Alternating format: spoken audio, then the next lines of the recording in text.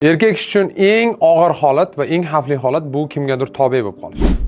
Ya'ni sevib bog'lanib qolish. Hech qachon haqiqiy erkak sevgiga o'zini erkaklik g'ururini almashmaydi. Men juda ham ko'p keyslarni ko'raman, oldimga kelishadi, sevib qoldim, o'lib qoldim, ota-onamni tashlab ketaman, uni tashlab ketaman, buni tashlab ketaman, o'zim tomdan tashlayman, o'zingni bos. Har zamonda bir tarixga qaraydigan bo'lsak, erkaklik kim bo'lgan? Erkaklik dunyoni o'zgartiruvchi mavjudot. Atrofingizga bir qarang.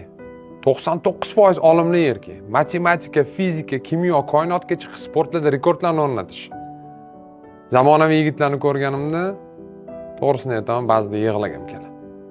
Albatta, dastoyni, kuchli va o'zini g'ururini, plankasini ushlab turuvchi yigitlar ham bor. Lekin men xohlardim har bitta erkak shunaqa bo'lishi. Shuning uchun unutmanglar erkakni. Sizlar o'ylaganingizdan ancha kuchlisizlar va kimgadir tobe bo'lib qolish erkak kishiga to'g'ri kelmaydi. Sog' bo'ling, omon bo'ling.